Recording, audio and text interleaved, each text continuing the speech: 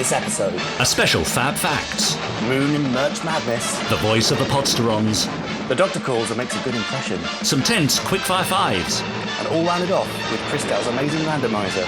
All coming up on Pod 54 of the Gerry Anderson Podcast. Hello, I'm the Doctor, and you're listening to the Gerry Anderson Podcast. Allons-y! 5, 4, 3, 2, 1. Let's get started.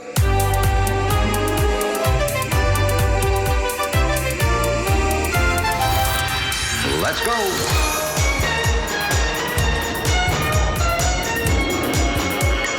Spectrum is green. The Gerry Anderson Podcast with Jamie Anderson and Richard James.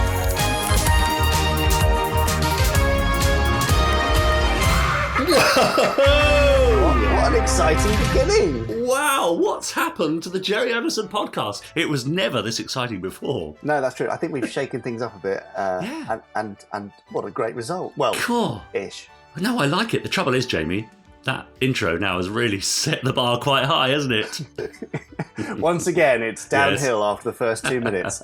Anyway, Richard, we need to do the intro thing. Who are you? I'm Richard James. Who on Demeter City are you? Jamie Anderson, Of course you are.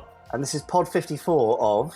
The Gerry Anderson Podcast. Here we are again for all the usual gubbins. So coming up a little later, all sorts of exciting stuff. An amazing interview that Jamie's conducted with a rather, well, I could say a collection of famous celebrities, couldn't I? Well, you could... he doesn't actually do that many impressions in it. Oh, shame. I know, compared to the old Coleshaw doing... Yes, doing a yes. bit of everybody. Yeah. No, the interview later is with young Jake Dudman, our youngest ever podcast guest. Yeah, that's amazing. Nice to get him along. And also, of course, we've got the voice of the Podsterons. That's listeners' emails. Because listeners have been sending in lots of emails by the bucket load to podcast@gerryanderson.co.uk. So we'll be reading out some of those a little later on. We've also, of course, got... Chris Dale is back with his fantastic randomizer. After last week's wonderful live randomizer at Leicester. Wow. Yes, apologies for the variable sound quality on that. I hope you could No. hear Chris. He did a wonderful job. I think you did sterling work, Jamie, giving us anything even remotely resembling a podcast out of that was very good. So well done. It was a pretty exhausting weekend, isn't it? I mean, Yeah. we should possibly reflect momentarily on the weekend that was last weekend. Yes. Now. Well, why not? I mean, Yeah.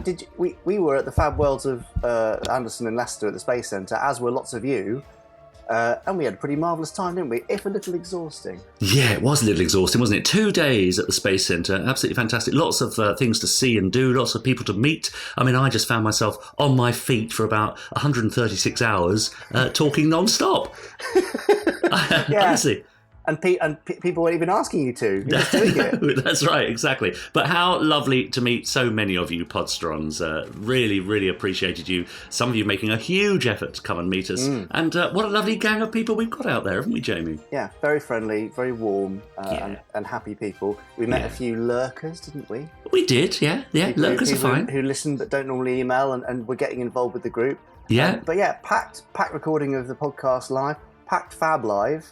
Yes, gosh. It was brilliant, but we were totally knackered. Yes. Richard, is there any highlight, interaction that you had over the weekend? Highlight for me really would have to be a room full of 150 people all joining in with, "That was the news, that was the news."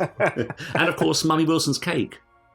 Yes, thank you, Mummy Wilson, for that lovely lemon drizzle. It was excellent. In fact, we had a few food gifts over the weekend, so thank you to all of you who brought us bits and pieces. You definitely didn't need to do that, and I definitely don't need any cake. You really don't. And Chris Garrard, of course, with his wonderful orange masks that he made Do you for want to say you. Chris's name again there, Richard? Chris Garrard. Chris Garrard? Yeah. I'm going to go with Garrard. He sounds think- much more interesting. I think he arrived in his shadow mobile, didn't he? That he parked in his garage. Yeah, all right, fine. Anyway, yes, and Chris gave us those lovely masks, so thank Yeah. you, Chris. I've got mine behind me wearing my Lieutenant Green cap. Yeah. Now, I would just like to reflect on my favourite interaction of the weekend. There were lots of great ones and had Yes. lots of lovely chats, but there was one that really stood out to me and kind of typifies the whole experience of interacting with Gerry Anderson fans. Yeah. And that was when I met a young chap called Leo. And Leo and his dad, in fact, and his mum and sister came along, but I had most of my chat with Leo and his dad. and Leo's dad had introduced Leo to the shows, to the puppet shows, and then Leo had just taken it and run with it and gone off and watched them on YouTube and said, anyone who says that kids don't like the old shows, they're wrong. They're brilliant. I love them. And he was fantastic, really sort of polite young man. Anyway, I gave him a Stingray Annual 1993, which Chris Dale had donated to us as a prize pot for the weekend. Yeah. And he was absolutely overwhelmed by the gift. I'm sure this is the sort of thing that will be dragged up by his friends in 10 years' time. But poor Leo burst into tears. Right. And it was so sweet. But after that, we had a few chats more during the day. And it was just so lovely to see how much somebody who has never had those original shows played out on broadcast in their lifetime, how much they loved them and how much it meant to them, and how strong a connection there was between Leo and his dad that was all based around the shows. Yes. Just amazing. But we saw that again and again across the time. So Leo and Leo's dad, sorry, I can't remember Leo's dad's name. We hope you're listening at some point, and thank you, because that really made our day, or made our weekend, in fact. Yeah, absolutely. So many stories of people now in their adult years remember sharing these shows with their parents and their grandparents. Really heartwarming. And also that, that experience, that feeling that Leo had, we know from talking to older people who came to see us and were there at the Space Centre, these things stay with you for life, don't they? Yep. It's amazing. Once it's got you, it's really got you. So, yes, thank you to all of you for coming along, chatting to us. It was lovely. Yeah, indeed it was. Now, Richard, we haven't mentioned an upcoming section. I don't know how you feel about Fab Five section. Yeah, the QuickFire Five, you mean? No. That's right, where we pose five... We'll do opposing... that one too. Oh. But the other section, which you normally mock, how are you feeling about that now? Because something else happened at the Fab Worlds, didn't it? Are we talking Fab Facts, Jamie? We are talking Fab Facts. Now, tell listeners, for those who weren't there or haven't listened to Pod 53, perhaps, what happened? We were about to do our, we were in the midst of our podcast live from Leicester last weekend and about to do Fab Facts. And Jamie, I think you were even poised with your Fab Facts book when we were suddenly interrupted by Abby and her son Charlie, I think, who came to the stage to present me with my very own signed copy of Fab Facts. Oh. Amazing. And I say signed, I mean signed by lots and lots of Podsterons. Some who were there and some who couldn't even make it had sent Abby lots of messages for her to print out or to stick into the book. So, actually, I'm feeling rather good about this because I have got my very own Fab Facts book. So time to let the band in and maybe I can have a go.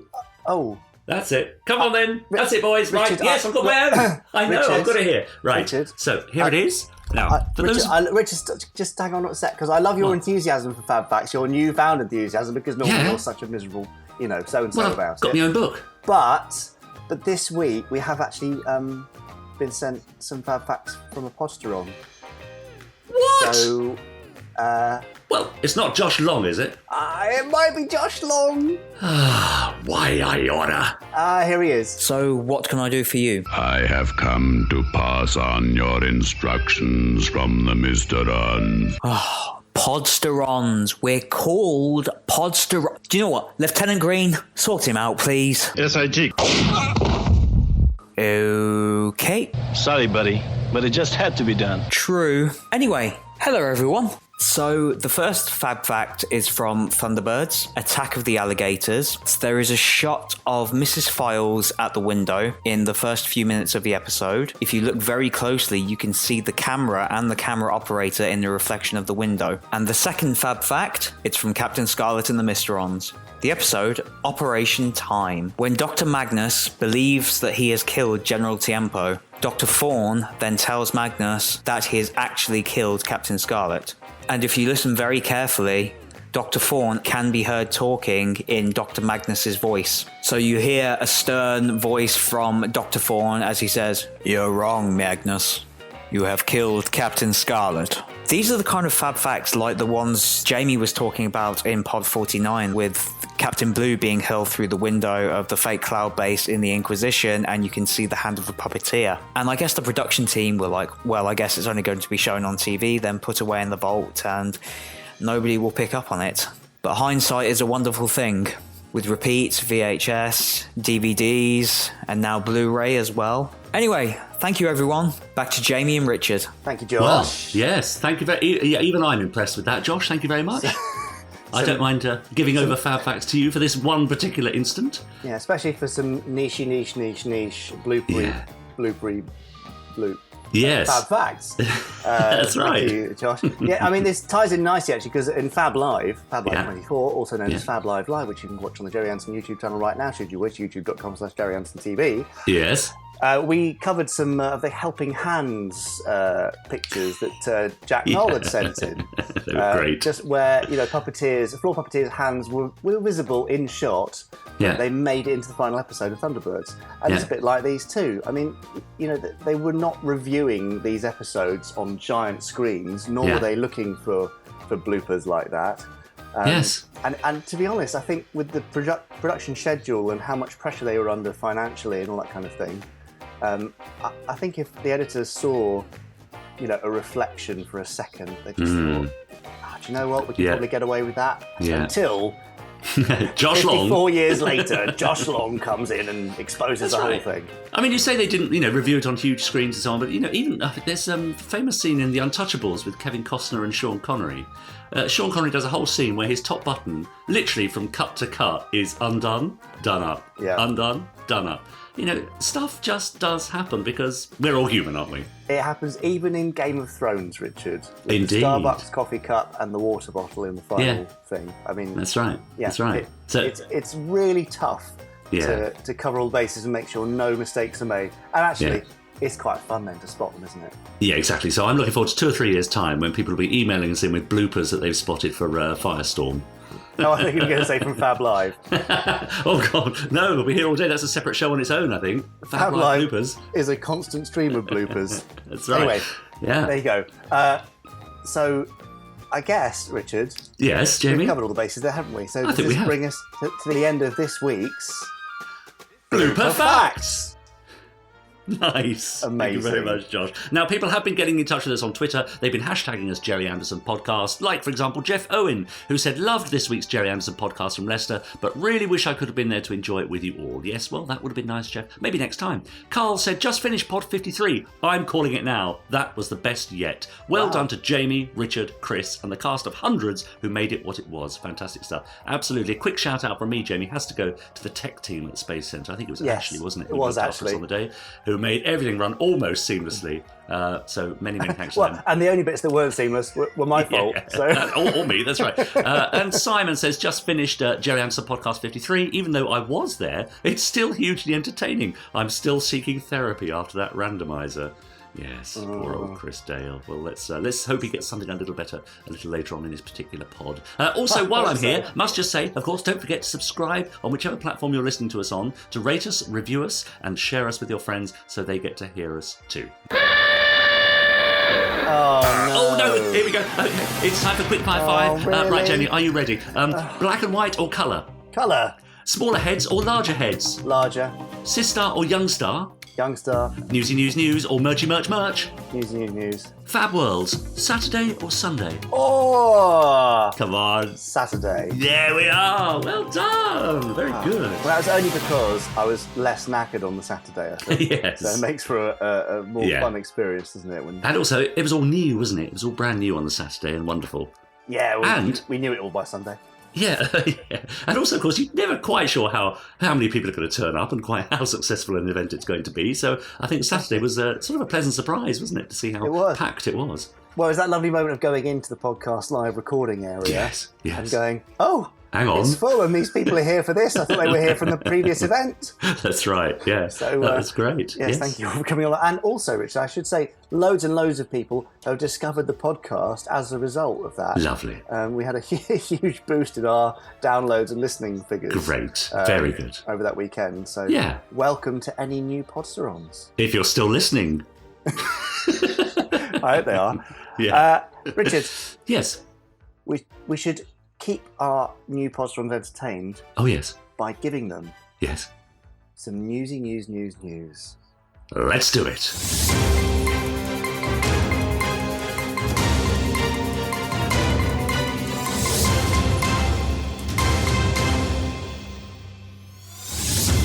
News, Richard. I said it twice. It's normally you going news. Hey, I don't say it like that. News. You just What's that for? Anyway, as we've already mentioned, we've been to the Fab Worlds of Anderson at the Space Centre in Leicester. Many congratulations to the Space Centre for putting on that event. It went down very well. Some lovely guests, Brian Johnson, Alan Schubert, Lee Sullivan, Matt Zimmerman. Yeah, lovely Matt Zimmerman. Yeah. It was very nice to see him, although very sad to see him without Shane, his usual partner in crime. And I think Matt was really feeling that. So that's very sad. So if you get a chance to go to any of these events, go. Yeah. Go and speak to the people that made these shows that you love so much, and go and thank them. They won't mind at all. In fact, they'll be very happy to hear it. Yeah. I don't want to be morbid about it, but you never know when it might be too late. Yeah. So take the opportunity while you can.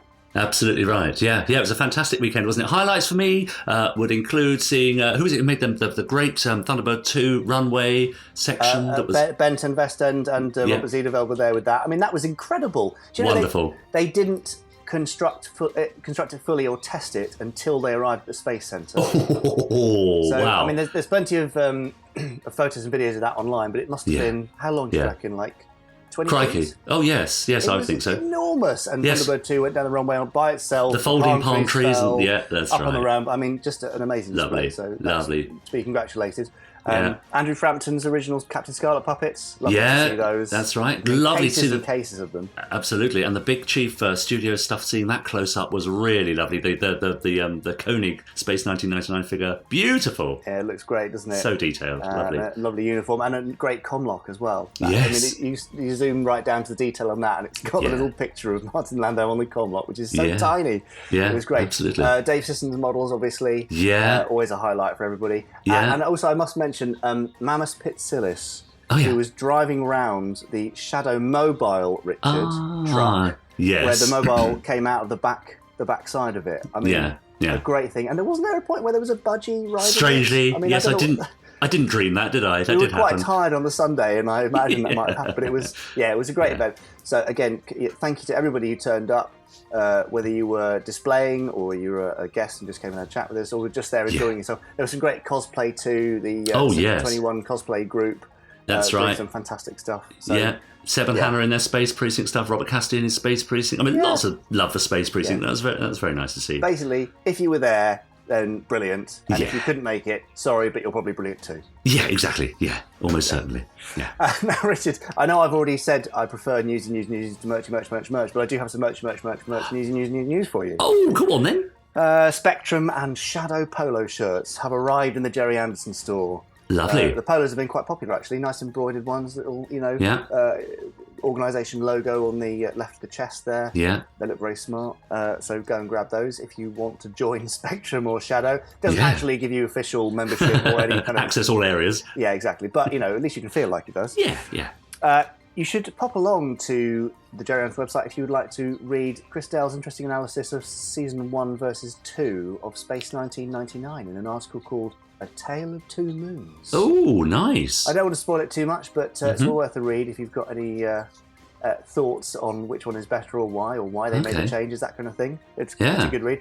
And Richard, we had a great time doing the podcast live, didn't we? It was a bit stressful, but overall... Yeah, stressful for you. Thanks. But it was fun, wasn't it? It was nice energy to it. Yeah, and absolutely. So we are thinking, Podsterons, would you like some more of the podcast being done live? Would you like to be able to come along? I'm not saying we're going to do it every week or even once a month or even maybe once a year, but we could look at doing more of those. It was a fun opportunity to meet everybody. So if you would like to vote on this decisive issue, then you should go to the Gerry Anderson Podcast Listeners Facebook group, which you can access at facebook.com/groups/podsterons and vote on the poll there, which Richard is going to put up immediately when we finish recording this podcast episode. That's right, because there are opportunities all throughout the year, I think, aren't there, for various podcast festivals and so on. So, let's see what the listeners think. Who knows? It's fun. And I'm sure, we haven't asked Chris Dale about it, but I'm sure he'll be up for it as well. Of course he would, yes. Yeah, good. And that's it from me, Richard. Anything from you? Well, now, Jamie, you've missed out on a rather special day tomorrow, haven't you? Oh, tomorrow as in the day after recording, but not the day after release. Indeed. So this will be Saturday. So this will be a few days ago if you're listening to this next week, or this week if you're listening now. What am I doing to myself? Anyway, the long and the short of it is this. Well, to continue our anniversary celebrations, we're really eking this out, aren't we? So it's just over a year now since we started the podcast. But big thanks to Robert Taylor, who has invited us along to the Royal Albert Hall for the Sci-Fi Spectacular. Nice. That's tomorrow in our time. So Jamie and I are going along, and I think there's also Mary's going as well, Mummy A, I believe. Yeah. Oh yeah, Phil Ford will be there, and there's a good spread of other luminaries. Yeah. So we have been given permission to take selfies and pictures, so we will be documenting the day and posting them online. But I'm looking forward to it. Yeah, and I hear, Richard, that you're going to pop onto the stage to do the That Was the News outro with a live orchestra. Yeah, right? You know I would, Jamie. I would. At the drop of a hat, I'd be there. That's right. And the whole audience would join in with you. Of course they would. God, wouldn't that be wonderful? So yes, we're looking forward to that, and we'll report back on that, tomorrow, day after tomorrow, next week, whatever. Next week. Post some pictures. Yeah, that's right. Perfect. Yeah. But that, unless you've got anything else... I don't think I have anything else. Is the last item. So that's the end of this week's Gerry Anderson News. That was the news! That was the news! Great. It's a bit more staccato this I was going to say staccato, actually. It was nice and punchy. Yeah. I do like that idea of doing it with a live orchestra, though. Well, the podcast... You've got me thinking. The whole podcast with the live orchestra, playing all the Fab Facts tune. Oh, we'd have a real band for Fab Facts. Imagine. Yeah. Richard, we've hit the big time if we ever do the podcast live from the Royal Albert Hall with a live orchestra. So going to happen one day. So never going to happen. Anyway, talking of our Facebook podcast listeners group, they've just been discussing from favourite quotes from the Anderson universe, including anything could happen in the next half hour, stand by for action, and of course, yes, my lady. Rob Doyle has posted some pictures of some Terrorhawks DVDs, and he's saying, I'm going to watch in order, but what episode would be the best to get my 9-year-old interested? Any thoughts, Jamie? Oh, well, surely any episode of Terrorhawks will get your 9-year-old interested. Yeah, I mean, probably not 2 for the price of 1, because that has got the full birthing scene on there, which, may prompt some questions you don't really want from a 9-year-old, or maybe questions you do want from a 9-year-old. Could prompt a fascinating discussion. Absolutely, Yeah, I don't know. There's some fun and naff ones on there. But I think anything. I mean, just start from the beginning, and they'll get into it, because they'll also kind of go along the journey with you of Terrorhawks' slightly wonky, wobbly beginnings in the first 2 episodes, and then as it improves throughout the series. So, great. Enjoy. Abby has got a merch question. She says, I was speaking to a fellow lady Podsteron this weekend. Please, can we have some feminine jewellery such as pendants with Thunderbirds or Captain Scarlet vehicles or logos? It could be necklaces or bracelets or maybe small earrings of the vehicles or logos. Please. So, what do we think? I mean, let's broach this subject then, shall we? This subject. Oh, God, I didn't even know I'd done that. Nice. Comedy genius. Before my time. Don't even know it. Let's be frank. The fandom, really, of much sci-fi is skewed to the male, isn't it? So I suppose the question is, would there be a big enough market for these lovely items that Abby's mentioning there? Probably not for us to do. Because, we've never done anything like that before. I wouldn't know where to start. However, I do believe that there is a discussion going on between ITV and a potential licensee that might potentially lead to some sort of jewellery kind of stuff that you're talking about, Abby. So you heard it here first. That's an exclusive. I don't think it's signed and sealed yet. I can't give you any further information. But you heard it here first, but keep it to yourself. Yeah, great. Very good. And finally, Simon Allen. We've gone a bit highbrow. I don't even know this, but there was a question on BBC Radio 4's Brain of Britain semi-final this week. Which character in TV and film was an aristocratic London-based field agent, former head girl at Rodine, that'll be, and was supposedly born on Christmas Eve 2039? The answer given in full was Lady Penelope Crichton Ward, of course. Excellent. I thought it was Officer Orin. Yeah, that's right. Former head girl. That's the one that threw you slightly. So there we are.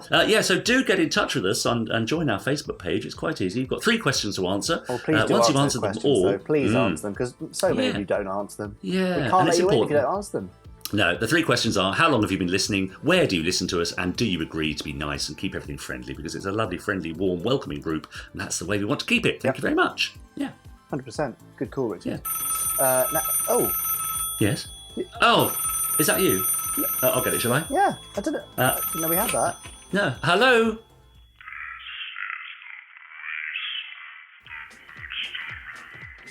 Oh, it's a nuisance call. Again, we're always getting them. Yeah.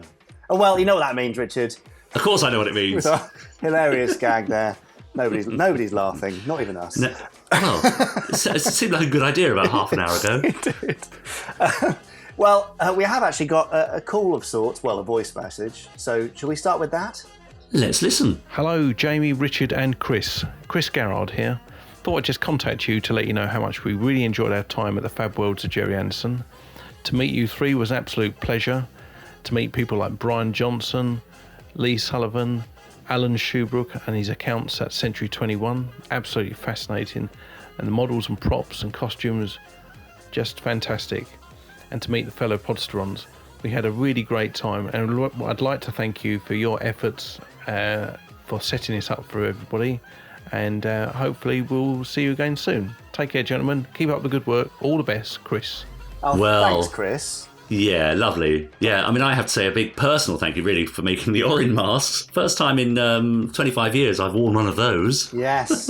I mean, it took me back. You did properly dress up, didn't you? Oh, yeah, I did, yeah. There are pictures all over the internet of me in full-on Space Precinct costume with a mask, not seeing where the hell I was going, not being able to hear anything. Just took me back to the old days. It was an interesting look. But no, thank you, Chris, for all of our masks and for coming along, and I'm so glad you had a good time. Yeah, lovely. Richard, should we have a more traditional email now? Go on then, let's have a traditional email. Okay. This one, I'm just checking my notes, is from Paul Hyde. Oh, hello, Paul. Paul Hyde says, Dear Jamie and Richard. Oh, hello. Yes. While on holiday this week, I was in Littlehampton when a couple of people came up to me and asked about the T-shirt I was wearing. The T-shirt in question was a podcast one. Hooray! This is the voice of the Podsterons. Yes, limited edition. Is it limited? Well, there aren't many of them, are there? Well, no, but they're still available. Okay. They loved it and wanted to know more, so I gave them all the information that they needed and where to listen and what day it comes out, and also told them about Fab Live and if they wanted a shirt, how to order it. Lovely. I hope this helps and keep up the good work. Cool. Paul, thanks. Yeah, he doesn't want commission, does he? I hope not. That's what he's angling for, Paul, I think. We're very grateful, and I love the way that different people are spreading the word. You know, people came to the Fab Worlds of Anderson and didn't know about the podcast before. Yeah. And now they do. Passing it from person to person, just, to perfect Absolutely. strangers. That's right. Word of mouth is so important, isn't it? Because that gives it a sort of personal endorsement, doesn't it? If you meet someone and they tell you about something, I think you're much more likely to have a look or a listen. Exactly. And just mentioning personal endorsement, yes. Listeners, if you're enjoying this episode of the Gerry Anderson Podcast, or any others, in fact, please do go onto your podcast provider of choice, particularly iTunes, where it helps us rank, or Apple Podcasts, or whatever it's called now. They're always changing the name. Oh, yeah. And leave us a rating and a review. It'll only take you 30 seconds, and we would very much appreciate it. Thank you. Yeah, that would be great. I have a letter here, or an email from Paul Warner. Now, Paul Warner says, Dear Jamie, Richard and Chris, so at least I'm in the middle there, at least. He says just like on the podcast, time... in fact, just on the stage for the live Yes, thing. that's true. Yeah, anyway, that's sorry, right. do carry on. He says, long time lurker since pod 1, but only just getting around to dropping a message. Well, that's fine, Paul, so you take your time. Just got back from my 3rd yearly trip to the Fab Worlds of Anderson, each year bigger and better than the last. It was wonderful to meet you all and to be able to say thank you in person for all your countless hours of entertainment that liven up my Monday mornings baking in the kitchen with this podcast. Oh, I can smell it now. Thank you also for signing my copy of FAB Facts, which I guess you were getting a bit sick of by that point on the Sunday afternoon. Ha ha. We did sign quite a few, didn't we, Jamie? Yeah, which is really nice. Yeah, it's lovely. Plus, Fab Live was so much fun. Richard's opening gag was truly hilarious. Yeah, shame the sound wasn't working at that point. So you will never know if you weren't there. No. Whoopsie. And of course, Lee Sullivan's a national treasure, he says. Oh, yeah. No, we haven't mentioned Lee, have we? No, we must do. Looking forward to listening to Pod 53 and beyond. Many thanks again, Paul Warner. Well, thanks, Paul. That's great. Paul. Yes, remember meeting you, so thanks for coming along and having a little selfie session with us. Yeah, great. Now, we mentioned Lee Sullivan there. We haven't thanked him in this pod episode, but we must do, because Lee was brilliant value. If you haven't seen it, please do go to the YouTube channel and watch Lee's fantastic Fab or Fib live drawing session. Yeah. He did the most wonderful job. And then we very cruelly embarrassed him immediately afterwards via super magnification. Yes, we did. If you want to laugh, he'll never forgive us. Then do pop on there. He was a great sport and he did a fantastic job. And also, we were able to raise some extra money for the Shane Rimmer British Heart Foundation collection that was going on at Space Centre with Lee's drawings. So it was a win-win-win, and he was brilliant. Yeah. And we must get him back in the future for that. So thank you, Lee. Yeah, that was great fun. And thank you, Paul, for getting in touch. So remember, if you have a question or a comment or a thought, you can drop us a line at podcast@gerryanderson.co.uk and we'll do our best to answer it. Right, Richard. No, it's my turn. Time for revenge. Here it comes. Bring it on. Space Precinct guest stars, Idris Elba or Francis Barber? Oh, Francis Barber. Oh, Terrorhawk's food, granite crunchies or carbon jelly? Carbon jelly. Good choice. Production methods, puppetry or stop motion? Oh, stop motion. Nice choice. Your job, playwright or novelist?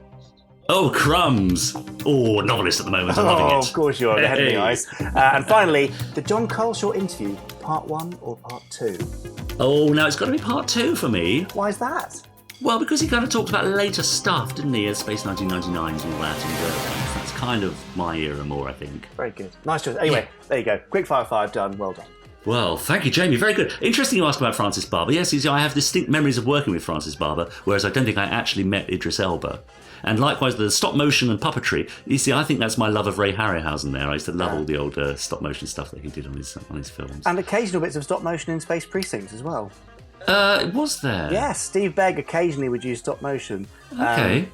Ridiculously, I can't remember the one with the laser thing which fires down and tears the city. Yes, sure. Yes, that one. Yeah. Well, was it The Power, I think it was called? The Power, yeah. As the little laser arms come together, ready to fire the laser, that's stop motion. There's a few other examples of it here and there because Steve loves using every trick in the book.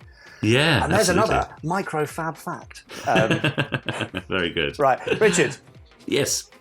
Podsterons, if you want to send us in questions and stuff, do podcast@gerryanderson.co.uk. Mm-hmm. We'd love to read your emails. We get lots, and we do select them down. So apologies if we've missed you out this week. We may come to you next week. Yeah. But Richard, I think we have to move on now. Yeah, do. Our interview feature. Now, what do you know about Jake Dudman? Well, I know him for his amazing Doctor Who impressions. He was all over YouTube for a while, moved on to Big Finish, and sort of became, a pro, didn't he? And next thing you know, he's been snapped up by Netflix or something for various series and so on, and off he goes. Exactly, he's constantly working. Well, when I spoke to him, he was up filming a new Netflix series up in Manchester.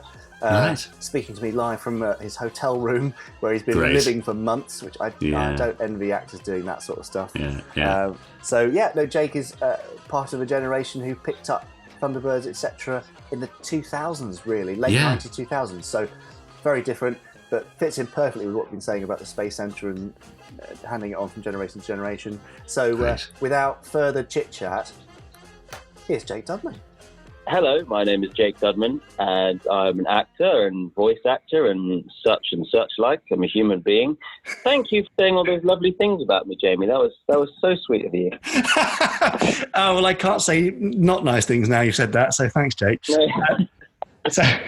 I was just saying to you in the pre-chat that you are, I'm pretty sure, the youngest person we've had on the podcast, so welcome along. But Richard and I are always saying how nice it is that these shows bring in so many generations. It's a real multi-generational thing, so thanks for proving that. Yeah. Jake, why might people more broadly in kind of sci-fi fandom know you? And I'm referring specifically back to something maybe that you uploaded about 5 years ago. Wow, blimey, yeah. Well, that might be something to do with an impression of Matt Smith that I did on YouTube. Mm-hmm. Sort of kick-started me doing impressions in the Doctor Who world. which has now led to you directing me in things. Only one thing, though, wasn't it? Only one thing. So far. But it was the best thing. So far, yeah. What a suck up. Yeah. Correct answer. And so you got involved in doing Big Finish stuff off the back of your Matt Smith stuff, and you're now doing multiple Doctors, other acting roles, but it's gone beyond Doctor Who. What else have you been up to? Well, right now I'm in Manchester filming a series for Netflix, and I was filming one for Netflix last year as well as a BBC teen drama series.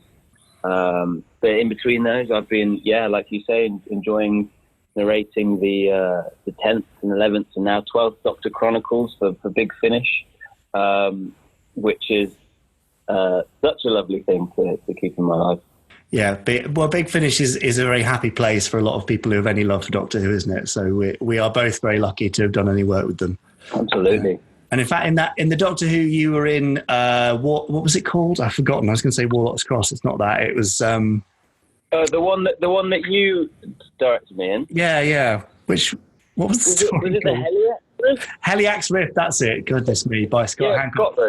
But you were alongside Anderson alumnus Robbie Stevens. Is that right, from memory? Oh, I didn't know that he was that, but yes, I was. Yeah. Yes, yeah. Robbie played young star in Terrorhawks, which you would have seen, Jake, and there's no reason you would have done. But yes, he was your like alien daddy, wasn't he?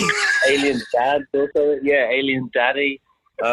He's a brilliant actor. Yeah. Yeah, he's a master of many voices. So there you go, listeners. If you want to hear Jake doing some Doctor Who alongside young star from Terrorhawks, then the Heliax Rift is your first port of call.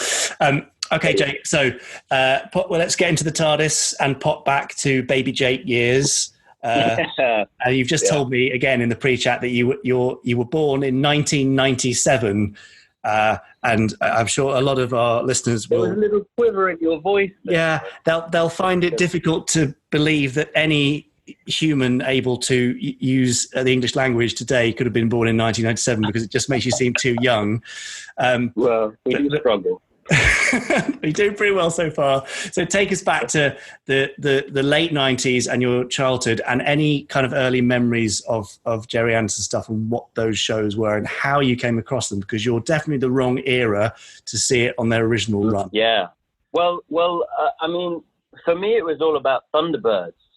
I had like VHSs and back in the days of VHS, Jamie. Nice. Yes, thank you, Jake. Thank you. I had like VHSs of Thunderbirds, and I was saying to Jamie before we started rolling that I haven't watched the Thunderbirds that I grew up loving in so many years, but they really did stick with me. I mean, I have such vivid memories of there's like the play.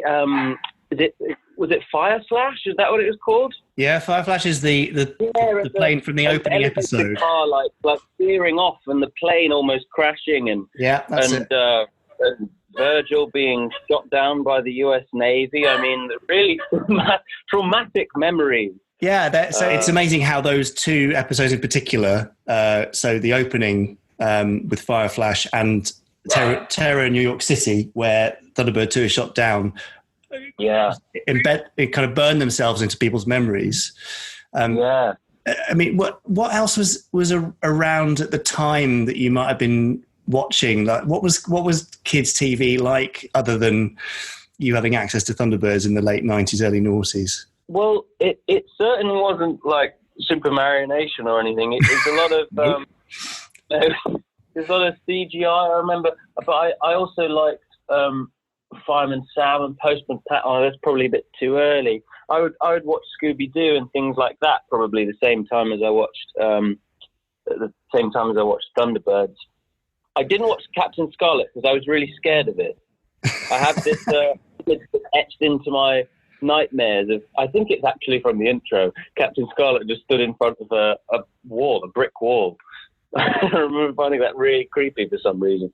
Well, but, I mean, he is fired upon at close range and doesn't die, so that is quite creepy for a kid, I guess. That's quite scary. That is quite scary.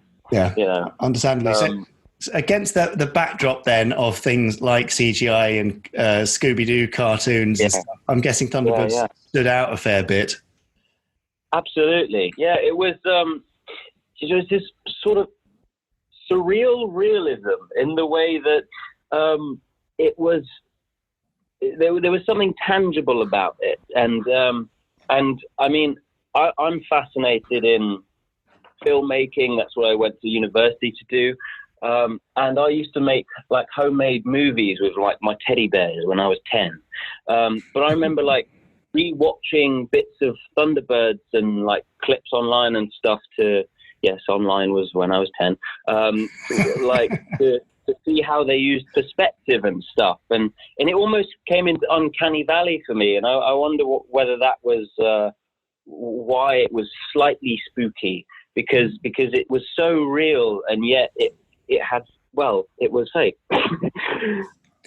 Yeah, interesting you say uncanny valley. So that even for Thunderbirds, do you think as a kid with the backdrop of mostly stuff that was nothing like that, it had an odd, unsettling feeling to it, because I guess in the 60s everything, well, not everything, but you were surrounded by puppet productions. Yes, yeah. So did that make it kind of harder for you to buy into? No, not at all. I think I found it fascinating because it wasn't like anything else that I could even tune into, let alone there wasn't anything else for me to watch like it. They have all of the Gerry Anderson shows have such a unique style. I don't have to tell you that. I don't have to tell the listeners that. But it was so different, and they looked visually stunning. And that did that make it kind of more acceptable then to you that I think they had so, yeah, and yeah, and I think also maybe the years I was growing up, the years when I was sort of like 7 and 8. It was around the time that practical effects started being replaced to the extent we now, you have whole films made of CGI now, a whole series made of CGI. But it was refreshing because like they looked so real, and that's because they were. Yeah. And that sounds ridiculous to say, but when you're a kid growing up watching like cartoon explosions and stuff, it was like freaky to see seemingly an actual car like roll over and blow up. And kind of cool as well, right? I mean, when I was watching those shows, I had a kind of fascination with the real randomness of a model car cascading down a hill and blowing apart, and the bits of debris flying towards the camera in random directions, and there's a kind of beauty in the randomness of that real stuff, which you don't get with CG or 2D animation. Absolutely. It's spontaneous, and I guess when you're filming it, when you're capturing it, you have no idea how it's going to, you can't plan it. You can't plan how the car's going to roll down the hill. Best laid plans and all, they'll have plans, but things will go awry. Even in that opening episode of Thunderbirds, one of the elevator cars bouncing off and disappearing off the runway was an unplanned element. Oh, really? Yeah, but it just added something extra, so that it allows for very happy accidents, I think, that you just can't get in other methods. Any particular craft or character that you identified with, Jake, as a little kiddie? Oh man, I mean, it was all about who was the coolest character when I was a kid. So for me, that was Thunderbird 2. That was Virgil. Yes, that was totally with you there. I had the Tracy Island set, which was like a toy set where you could you could open the pool and Thunderbird 1 would come out, and but the one that always got me was the palm trees like breaking apart, and then it's just so cool. And the fact that you had all the little containers, and I remember like with the toy, I would like put my favorite things in different containers, and I used Thunderbird 2 to like carry the different containers with me. Nice. Thunderbird 4 come in the bath with me if that's not too much information. I don't think it is. I think a lot of our listeners have done exactly the same thing, and I'm pretty sure good as well. So you're totally forgiven. But what was it about Thunderbird 2 then? Do you think that grabbed you? Because it grabs everybody, but everybody's kind of for different reasons. Some like the color, they like the shape, they like the fact that it had the pods with a different kind of the modular aspect where it could do anything and everything. Do you know what grabbed you? It was, I think from memory, it was actually the interior of it. Really? It was quite spacious, and I remember Thunderbird 1 was cool and all, but when you saw Virgil, it was like a command desk or something. The big, this big sort of spacious cockpit, and I think it might have been partly that, but also I like the color. I like the Thunderbird sort of. I like the contain. I remember watching the containers like. I was going to say splosh out. That's probably not what the artists were going for. But the containers like landed in the water.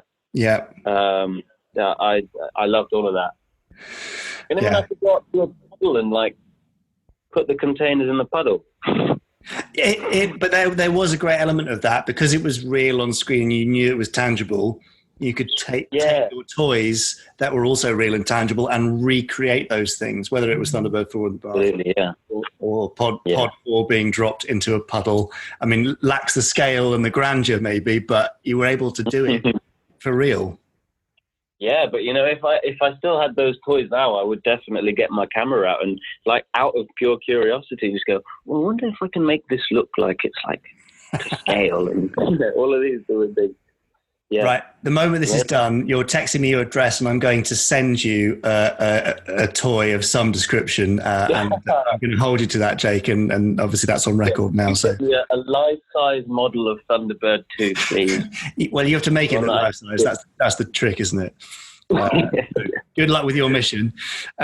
So you were part of that generation then, that because the Tracy Island toy.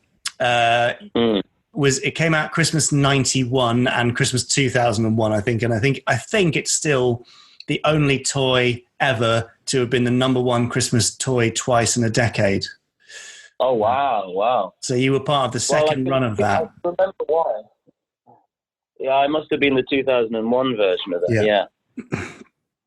So you were very lucky because there were plenty of people in the 90s version who they couldn't get it, and so there was a Blue Peter make, which was the most requested Blue Peter fact sheet ever.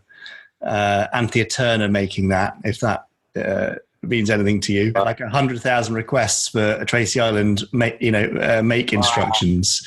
But you were in the next decade when they were a bit better prepared. But outside of Thunderbirds, Jake, was there anything else in that VHS collection that you were allowed to access? Anything else you were watching? I mean, you said you were scared of Scarlet, but did Stingray or Joe 90 ever cross into your consciousness? No, I think sadly they didn't quite reach my hemisphere. I think actually, and this is I don't remember them being as exposed to me as Thunderbirds was. I remember a couple of my friends having. I think I actually had a Captain Scarlet action figure. Yeah. And I remember some of my friends having the same, but they weren't as. I don't think they lived as fondly in the memories of my childhood friends and maybe their parents as well. Because one of the lovely things with my relationship with myself and Thunderbirds is that my dad introduced me to it. Yeah. He'll be very jealous that I'm on this podcast because he was, a fan when it came out and all this sort of stuff. And that was sort of what brought it to me. Yeah. But I know I don't really recall any others. No, you missed out on the lovely resurgence. I am genuinely fascinated to watch. Is it Firestorm? Nice work getting a plug in there for me, Jake. Thanks. There you go. There you go. See, Jamie's actually paying me later for this. The new Firestorm looks incredible because I'm fascinated. I'm fascinated from a making point of view. The marrying of CGI and Super Mario Nation. Is it Super Mario Nation? Well, it's I'm saying a big word. Like, Ultra what would it be? Oh, Ultra Mario. What's the difference? One Super and one Ultra. Super Mario Nation is strung puppets with fiberglass faces and lip sync. Whereas the Ultra Marionettes or Ultra Mario Nation, we use kind of any control method possible. So we will use string or wire occasionally, but they're mostly rod driven, and they've got animatronic faces, so they're quite expressive. Oh, okay. Wow! So it makes it easier for them to run and jump and do crazy stuff. Yeah, that is amazing. But we're trying to. So go on, Jamie. What's it all about? Where can we watch it? No, well, you can't watch it yet because we're still in sort of early pre-production on it. But you can go and look at the mini-sode. All the listeners already know that the mini-sode's up there. They've all watched it, so it's fine. There's plenty more where that came from. I'm interested, Jake, just in how you felt watching it. I mean, you're again, because you got that the handing down thing, the intergenerational handing down, which I love when that happens. It happens so often. When you were watching it, did you have any sense that you were watching something that had been made 35 years prior to the point you were watching it? Or did it feel kind of current and for you? I mean, you knew your dad watched it, but at that age, you don't necessarily have an appreciation of how long ago that was, or did it feel like a classic you were being shown? I think it did feel like a classic I was being shown. I think that it felt like sort of from this, the listeners are going to roll their eyes. It felt like it was from this long ago time where magic was made by hand. Nice. But it's true, because it was not only that there wasn't anything like it on TV when I was growing up, but also no one was making it like that. I don't recall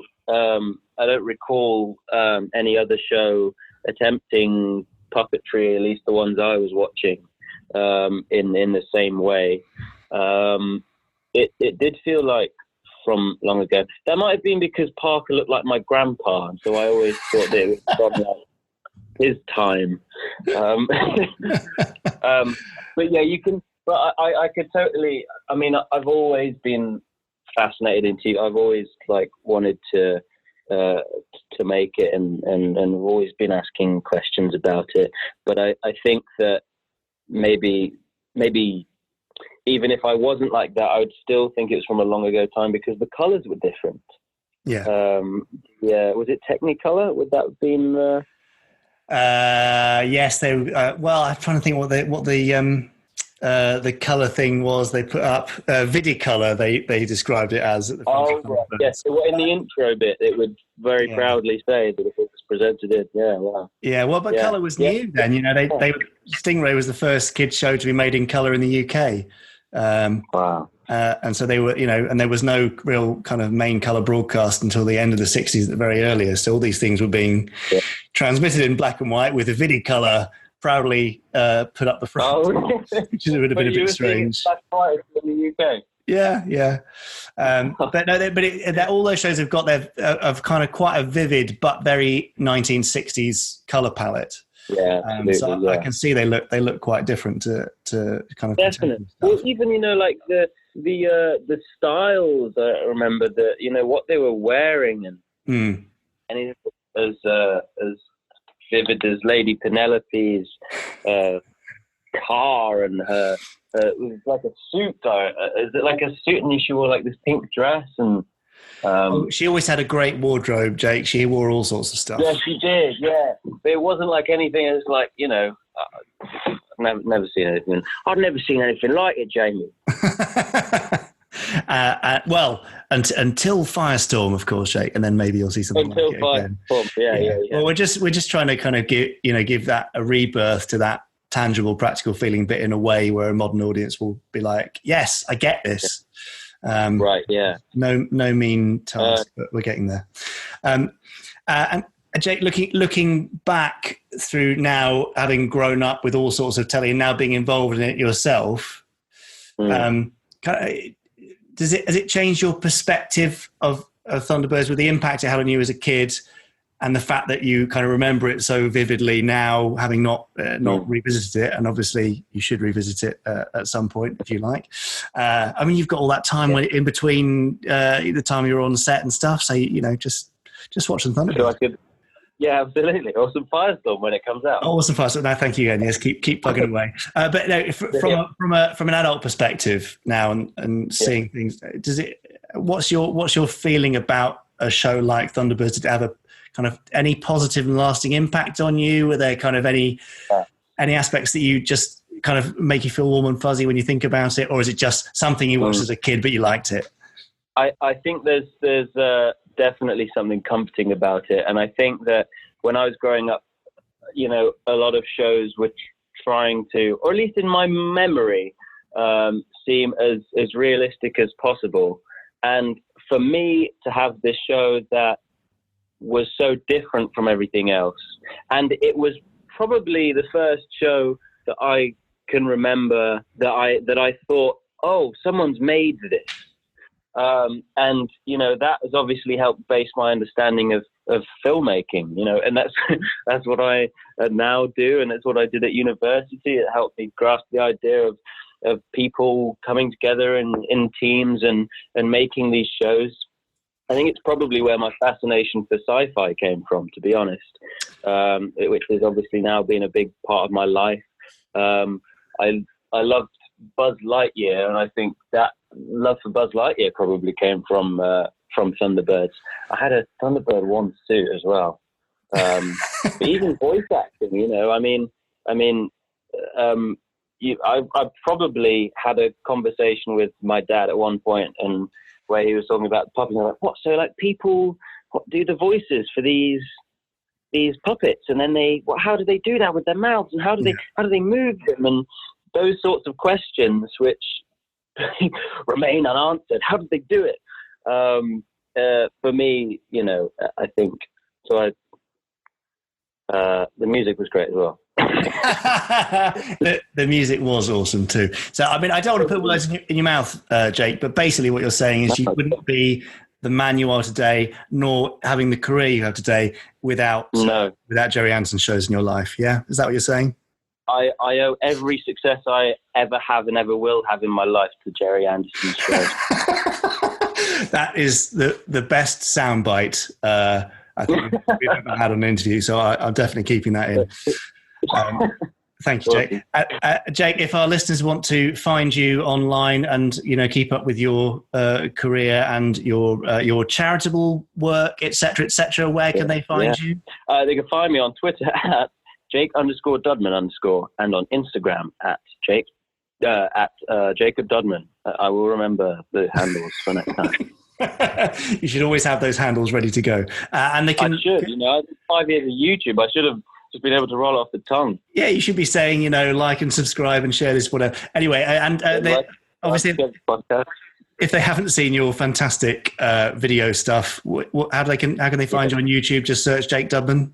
Just search Jake Dudman. Something will come up. Something will be there. Fair enough, Jake. Something will be there. Not quite sure what will be there, but well, go and watch Jake's various, multiple voices singing Hamilton, and there's his Matt Smith impression, which Matt Smith says is better than Matt Smith, right? Yeah, he did. Yeah, yeah. Probably true. Yeah, it probably is. There you go. So yeah, go and enjoy those.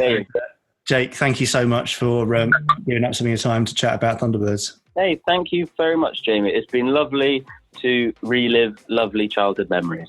Well, how lovely. Yeah, great. He's part then of a new generation's coming up, a new breed of fans, really. How did he stumble across it again? Given tapes by his dad, I think that was what it was still VHS for him, even though we were well into DVD era by then. Yes, yeah. So, right, I mean, just lovely. And I love the fact that he was, it was not something that was an active broadcast at the time, and yet it still picked up around with it. And that's exactly the same thing that we're still hearing now.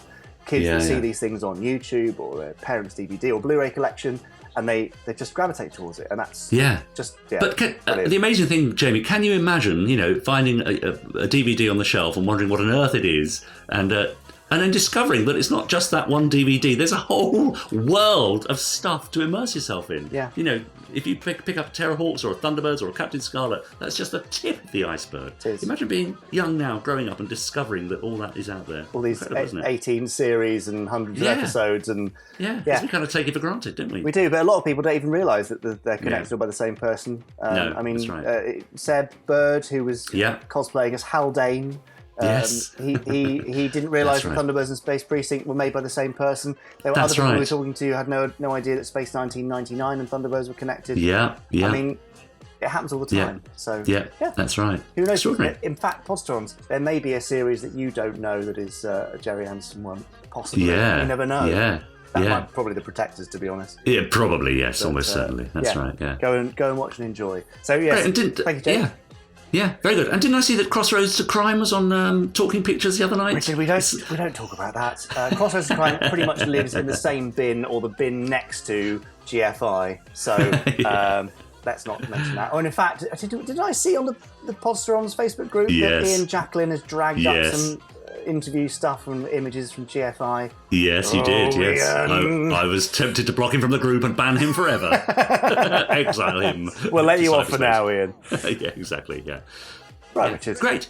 Right, well, just a final few messages then from our Facebook group. So Ashley Bell, for example, has been posting about his thoughts of casting, if there were, a Captain Scarlet live-action movie. Lots of discussion about this on the group. So here goes, he says, Captain Scarlet would be Hugh Jackman, Captain Blue, Daniel Craig, Destiny Angel, Jodie Comer, Symphony would be Suran Jones, Harmony would be Liz Hurley, Melody would be Joanna Lumley, Rhapsody, Eleanor Tomlinson, Colonel White would be Patrick Stewart, Lieutenant Green, Denzel Washington, and Captain Black, Benedict Cumberbatch. I mean, there you go. There's a cast to dream of. Yeah. Well, I'm sure they'll all do it in a heartbeat, no problem. They're all very available and all very cheap. Yes, exactly.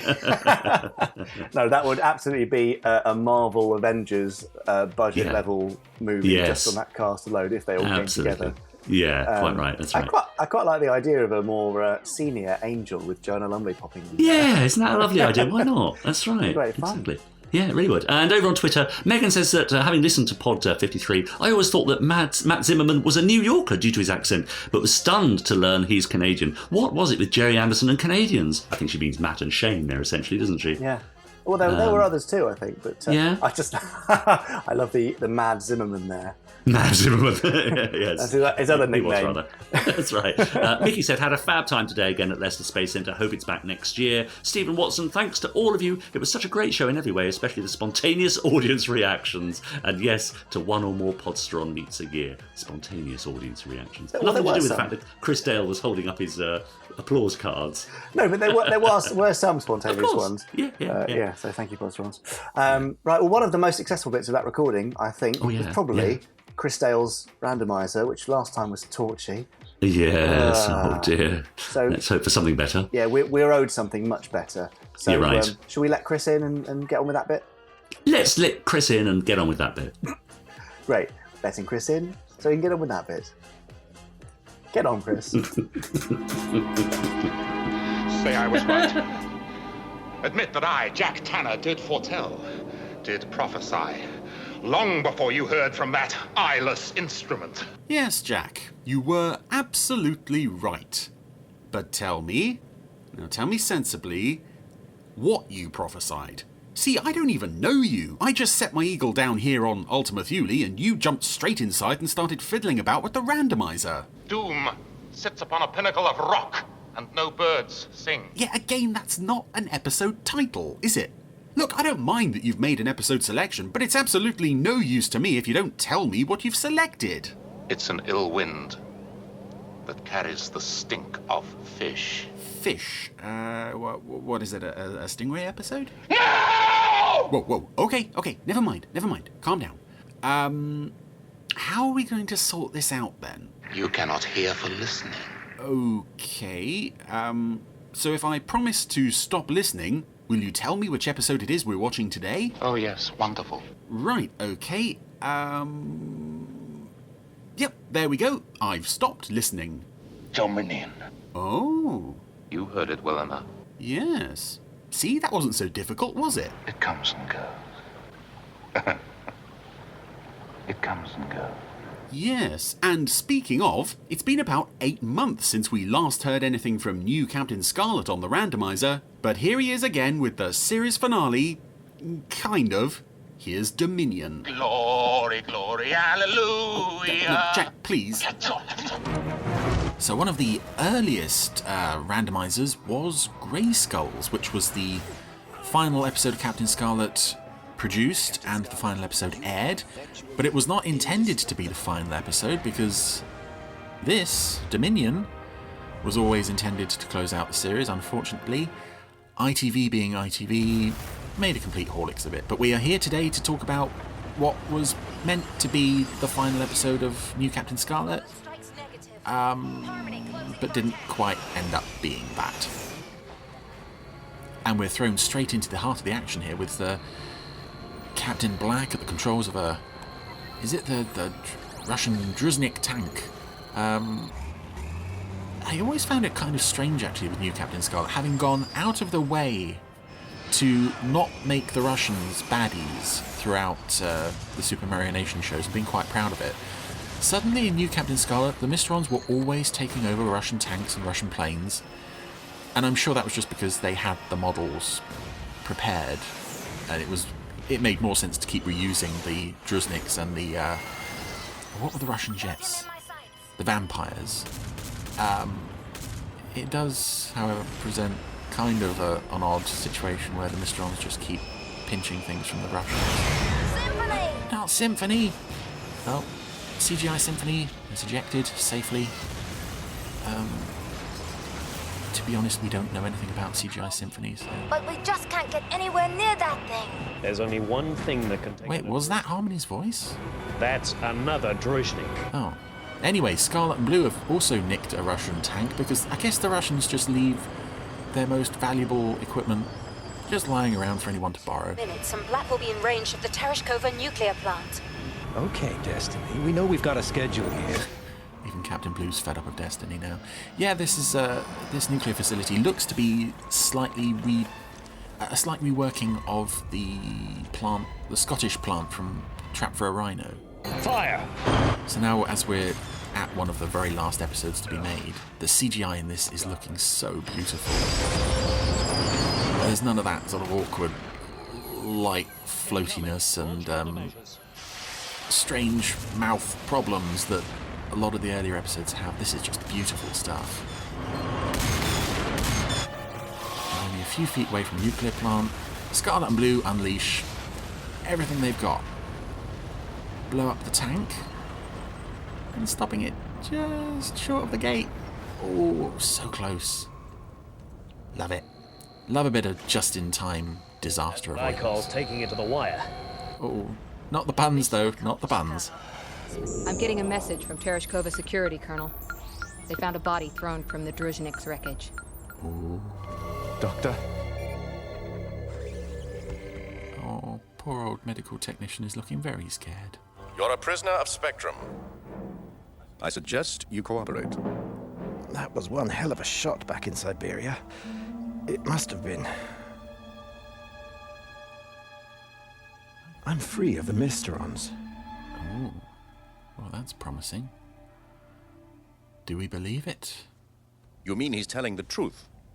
He's no longer under Mysteron control. Now, this is an idea that I don't think the original series ever played with. No disrespect, Doc, but we can't trust these. I think TV21, the comics, certainly did. I think more than once, possibly. What do you think? But it is such a tantalizing prospect. And of course, although we know that Black's never gonna come back to the side of the Angels, the fact that Scarlet did kind of at least raises the question. I know what you're thinking, Destiny, but it really is me. How do I know? I wish I could tell you. I wish I could prove it to Scarlet, to Blue, to Colonel White. And of course, we have actually seen it before in this series. He seemed slightly free of... Paul came back to us, but... Free of Mysteron controlling Best of Enemies. Which, interestingly enough, I don't think gets mentioned in this episode. Oh, Destiny, please don't cry. It's very disturbing. It is you. No, you could never be sure. Maybe I don't even know. The only thing we're both certain of is Conrad Lefcon died on Mars. The Mysterons killed him. Destiny can't handle all this fake crying. Destiny? Destiny's going to go and post a Twitter update and wait for everyone to say, "You okay, hon?" I know how to destroy the Mysterons. And as much as, obviously, the original Captain Black is at the heart of the Mysterons, an utterly chilling creation, just this ruthless zombie thing just gunning people down. And it's my life against every soul on Earth. You would love to consider the story potential of the idea that the real Black is still in there somewhere. But I also love what the CGI show did with him, making him so much more charismatic than before. He doesn't just kill people, he enjoys it. Risk your life no matter how charmed. Which again makes this idea of the real Black still somehow being in there really tantalising. So Scarlet has released Black from his cell quite easily. I get the feeling this isn't exactly official. And all of the bald technicians and guards. I'll blow you into so many pieces it'll take the Mysterons from here to eternity to put you back together. Oh, SIG. You know, the CGI facial expressions don't always look 100%, but Black did a really good sort of, oh god, I'm really sad face there. Spectrum is red. I've got an escape alert. Security squads respond. So Scarlet and Black have escaped from the cell, and Spectrum is sending more bald security guys to... Yeah, was this just a requirement of being a security guard in CGI Spectrum? You had to shave your head? I get from a production standpoint that it's easier to just leave them bald than have to worry about animating the hair, but it is odd. They're headed for the hangar deck. Alert Captain Blue. What about anyone who works in the hangar deck? No, just Captain Blue. So Scarlet and Black have got their raid bikes. Born to be wild, Scarlet. Born to be wild. That's my favourite song from the 1960s, just in case you were wondering. Yeah, I hate the cheesy one-linerness in this show. It's not too bad, but in moments like that, it's like, what are you even trying to say there, just because you're riding bikes? So we have to send 2 more bikes after them. Blue and Ochre, and they're having a race down the Skybase runway. That's awesome. And Ochre overtook Blue. Scarlet and Black must be headed for the International Space Agency. I want them stopped. I've got them on radar, Colonel. This is a very odd... I think the raid bikes driving off Skybase with those silly little wings on were a very strange idea generally. But it is this lovely chase sequence now of Blue and Ochre trying to... Well, they are essentially using lethal force to stop Scarlet and Black. What's happening? It doesn't involve me. Unfortunately, Blue and Ochre... We lost them. Oh, and Ochre's down. That's not fair. Don't fire, Adam. Yeah, that's going to work after you just gun down Ochre. The Mysterons. I wasn't talking to you. I think as a series finale, she deserved better than that. It could be the last chance humanity has. I like to imagine while the boys are talking, she's crawling out of shot. She's like, right, well, I'm going to go off and have my own series finale with biker gangs and a fun fair. And you know what? I actually am going to go off and do that. And she did. And it was awesome. It's Conrad, I'm sure of it, Colonel. Oh, shut and up. Paul knows it. Nobody cares what you think. What he thinks is right for all of us. Colonel, I've got the International Space Agency coming through. It is kind of a strange element of this as a final episode. For it to just focus on Scarlet and Black, it leaves... And this scene is a good example. White, Green, and Destiny are just kind of sitting around saying, well, you know, we're not really involved with this episode. Just let them do whatever they want. To the extent that Scarlet and Black have just managed to steal a shuttle from the Space Agency HQ quite easily. Colonel White says, what the hell, just let them do it. What's the worst that could happen? The Mysterons might get cross again. Oh, lovely shot of the Spectrum space shuttle with all those like satellite dishes and such. This is a machine that always looks nice. Martian stuff in this series always looks so beautiful. I never liked this hellhole even before the Mysterons. You never liked any place you couldn't get a decent cup of coffee. Ah, nice callback to the opening episode. Come on, we've got work to do. So Scarlet has clearly accepted that this is the real Black. It is surprising, I think, that they don't mention best of enemies. How are we going to find it? Trust me, I know where to look. You're sure this will be enough to destroy their power source? Don't worry. Just one of those going off in there will make a nuke look like a crackerjack. You're making this all sound exceptionally easy. Almost as if it's some kind of trap. Oh, and the Mysterons, the rings are following them. They already know.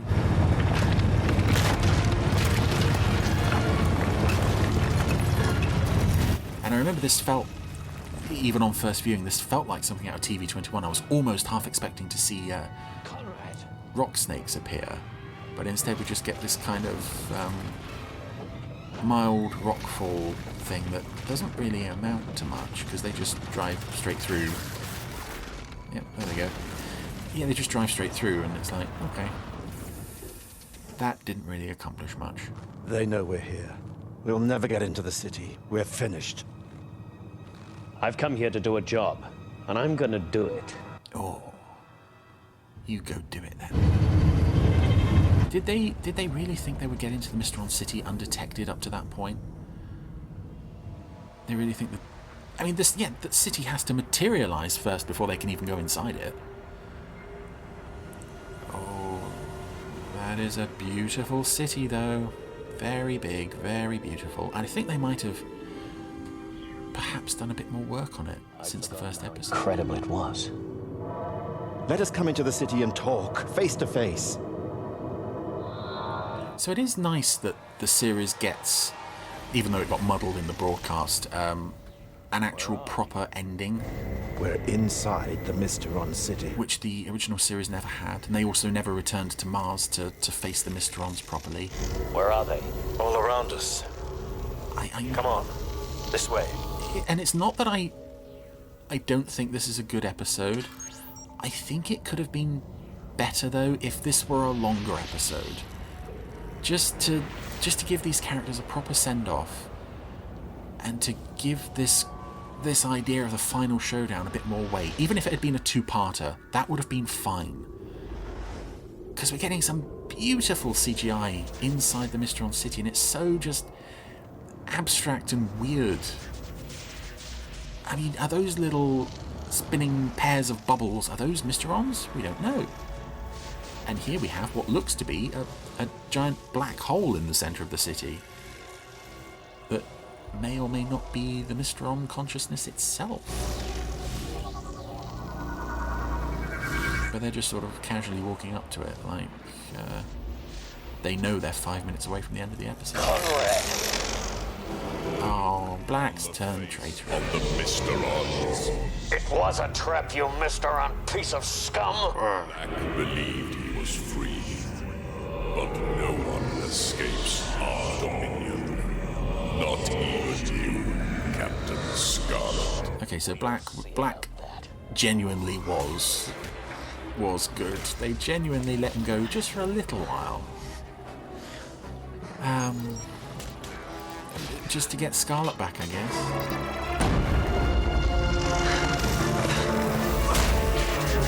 And I suppose it always kind of had to come back to the Black versus Scarlet showdown, since that was such a vital part of the series.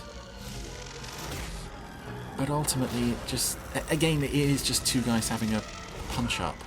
You're finished, Scarlet. Just when I was getting attached to you. Now, Scarlet is going to get rid of Black by planting a mine on him. And then the Mysteron consciousness just grabs him and sucks him into the black hole. Okay, I'm not really sure why they grabbed him. If they had the tentacles ready to grab Black, why didn't they just grab Scarlet? He was in the same place. Now Scarlet's running out of the complex. The Mysterons are sending some rings after him, and this I really like, that he can't outpace the rings, and once they reach him, he's paralyzed. Scarlet. And now the charge that he attached to Black suddenly explodes, and the whole... I guess that is meant to be a black hole at the centre of the room, and now everything's being sucked in.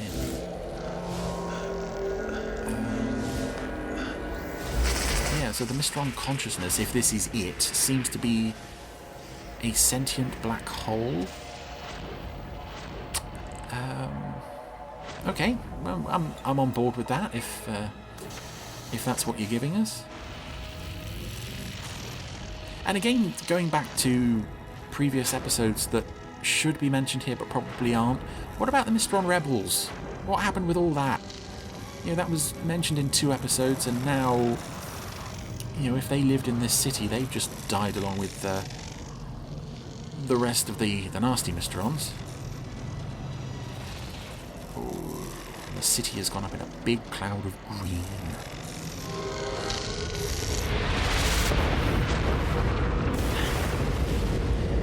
And I don't know, for something so vast as the Mysteron city clearly was, just one explosive going off being enough to level the whole place. I don't buy it. I don't buy it. And of course, as it turns out, I'm right to not buy it. Scarlet to Spectrum. I'm coming home. Oh, and that's it.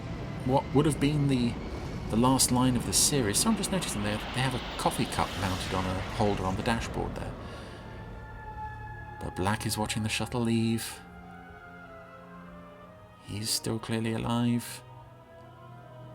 And we can infer by the sight of the rings that the Mysterons themselves are still lying in wait for a Series 2 that sadly never came. So that was Dominion. Like I said, yeah, I don't think it's the best note to go out on, but I think they probably did the best they could with a little 22-minute runtime. I think, actually, the fact that Grey Skulls were shown after this was probably a good thing, because it's such a stronger episode to go out on. Sorry, Dominion, but for me, you're not the real Captain Scarlet finale. A few. What a relief. I mean, yeah, what a relief.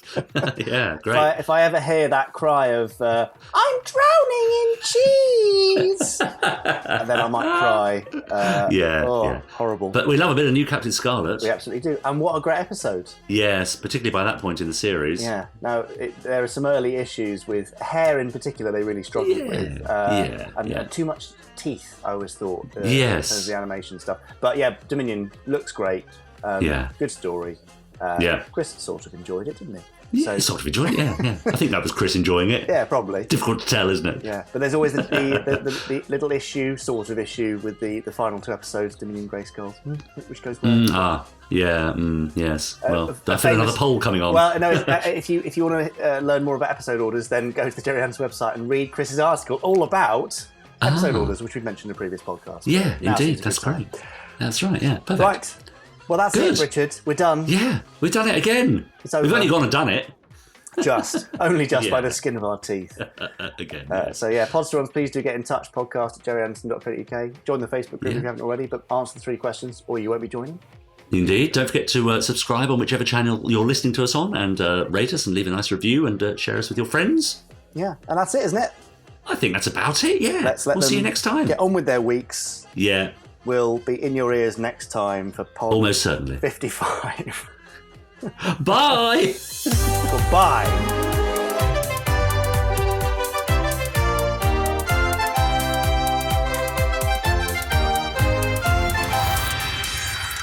Stage 1 complete. Let's go.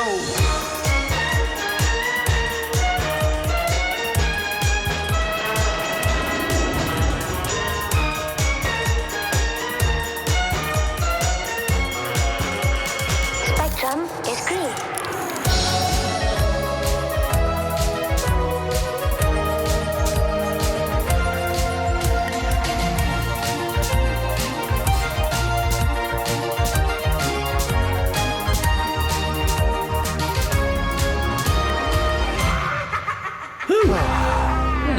not quite recovered from the weekend, are you? No, I know. I woke up Monday morning and I had no voice. I was a little bit on the raspberry side as well. That's right. On the raspberry side, did you say? Raspy, not raspberry.